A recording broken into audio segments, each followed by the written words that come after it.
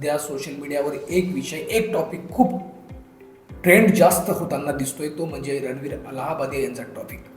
India's got लॅटंटमध्ये जे काही आपण पाहिलं, या माणसाने किंवा या तरुणाने जे काही वक्तव्य केलं ते सामान्य माणसाच्या विचाराच्या पलीकडचं आहे. खास करून हिंदुस्थानी लोकांच्या विचाराच्या पलीकडचं म्हटलं तरी चालते. इंडियाज गॉट लॅटेंट हा डार्क जोकसाठी प्रसिद्ध असलेला शो असला तरी डार्क जोकची सुद्धा एक लिमिट असते.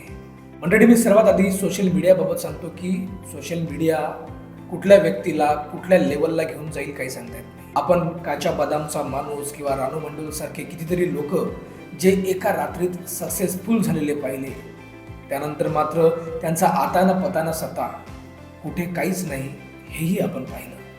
म्हणजे सोशल मीडिया एखाद्या व्यक्तीला एका रात्रीत कुठे नेऊन ठेवू शकतो आणि एका रात्रीत कुठे नेऊन ठेवू शकतो याचे बरेच उदाहरण आपल्याला सांगता येईल. रणवीर अलाहाबादी याचं ताजं म्हणजे कालचं उदाहरण आपल्याला डोळ्यासमोर ठेवता येईल.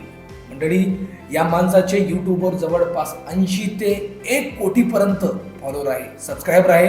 त्या सबस्क्रायबरमध्ये मी सुद्धा आहे. या माणसाने त्याच्या पॉडकास्टिंगमध्ये कितीतरी राजकीय, स्पिरिच्युअल किंवा एकूणच मोटिवेशनल कंटेंट मांडला, पॉईंट ऑफ व्ह्यू मांडला. सर्वच क्षेत्रामध्ये टॉप असलेल्या लोकांचं या चॅनलच्या पॉडकास्टिंगच्या माध्यमातून त्यांचा पॉईंट ऑफ व्ह्यू जगासमोर या माणसाने मांडला. या माणसाची इमेज आपल्यासमोर एक पाकसारखी उभी राहते आणि अचानक इंडियाज गॉट टॅलेंट सारखा एक शो येतो. त्या शोमध्ये हा माणूस अशा पद्धतीचं एक वक्तव्य करून जातो.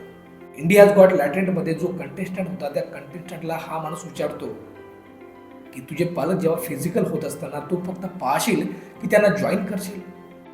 यावरच हा माणूस न थांबता याच्या पुढची आणखी एक पायरी याने ओलांडली आणि ती म्हणजे Right now? right now. 2 crore in cash, you'd suck my dick. Let's go भाई, आप लग रहा है Let's go. खरंच मंडळी, यूथमध्ये या माणसाची जी इमेज आहे त्या इमेजला हे 2 वक्तव्य खरंच शोभते काय. बरं, त्या इमेजपेक्षा थोडंसं आपण हिंदुस्थानी लोकांचा, आपल्या कल्चरचा जर विचार केला तर आतापर्यंत डार्क कॉमेडी झाली, पण अशा पद्धतीचं कुठलाच जोक डार्क कॉमेडीमध्ये सुद्धा आला नाही.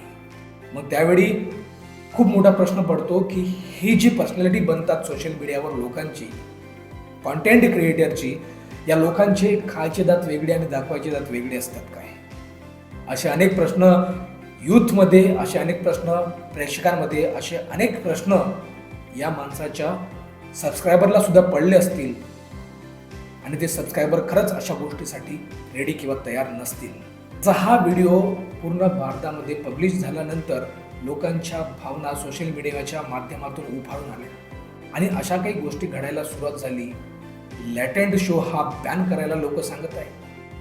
एकूणच या माणसावर एक प्रकारची कारवाई करायला लोक सांगत आहे आणि काही लोक जे याच्या पॉडकास्टिंगमध्ये जाणार होते त्यांनी सुद्धा या माणसासोबतचे आपले पॉडकास्टिंगचे शो रद्द केले आहे. म्हणजे 10-12 वर्षाची तुमची मेहनत, तुम्ही उभं केलेलं साम्राज्य म्हणता येईल, तुम्ही कमवलेली रिस्पेक्ट म्हणता येईल, 5 ते 7 सेकंदाचा व्हिडिओ नेस्तनाबूत करू शकते. देवेंद्र फडणवीस आणि हेमंत शर्मासारख्या मुख्यमंत्र्यांनी यावर कारवाई करायला सांगितली आणि मला असं वाटतं की ही कारवाई योग्य आहे. कारण नवीन पिढीला जात असलेला आणि अशा व्यक्तीकडून जात असलेला मेसेज जर चुकीचा जात असेल तर त्या व्यक्तीवर कारवाई झाली पाहिजे आणि ती कठोर कारवाई व्हायला पाहिजे.